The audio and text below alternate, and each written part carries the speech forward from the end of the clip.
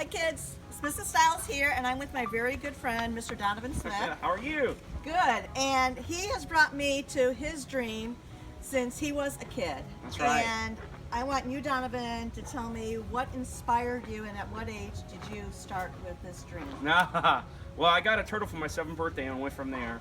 I knew that I wanted to work with exotic animals, but I had no clue how I was going to go about doing it. And I met a 68-year-old man that had some big cats, and I just rode him and called him and rode him and just basically irritated him until he finally said, okay, come and work with me, thinking I'd last a day or a week. And him and I spent 9 years together from the time I was 9 to 18. And I've had 5 mentors ever since, so I've never stopped the dream, never stopped dreaming. And what was the big cat that you worked with first? The very first one was a Florida panther named Sinbad. It's one of the most rarest endangered species in the entire world. Okay, is he still? Do you still have him? No, unfortunately, in the wild, they only live about 11 years, and he lived to be 23 years old. But I've been handling animals now for 35 years. 35 years. How do you get your animals?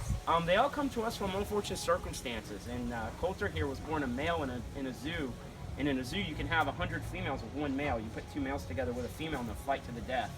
So I bottle raised him, and he was named after my 5th mentor named Don Coulter. His name is Coulter after him. How do you take care of all these animals? Do you have a lot of help, or aren't you afraid of them? Have you ever been bitten by them? I've been bitten, kicked, stomped, had my back broken, you name it. But those were all my mistakes. You learn the hard way.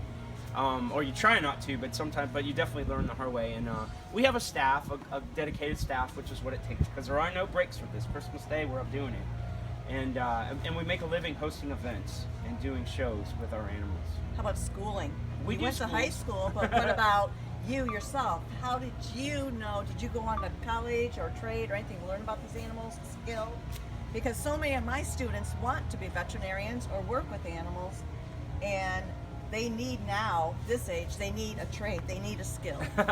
Absolutely. Well, the thing is, you can do anything you want to do as long as you want it bad enough. It's all a stepping stone.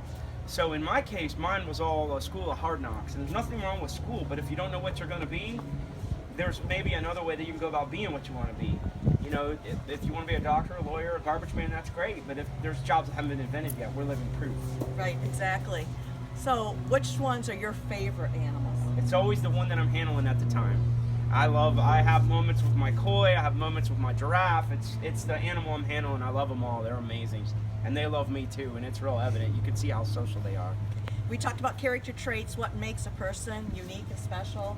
What character trait do you feel like you have doing this job that makes you unique and special? I mean, I know determination's one. Absolutely. Well, the most important thing is to be yourself. Just be yourself. We're all special in our own way, and it's most important is to find out what that is and be yourself. And don't worry too much about what the other person has or doesn't have. Just be the best you that you can be, and you'll be successful in whatever that is. I promise you.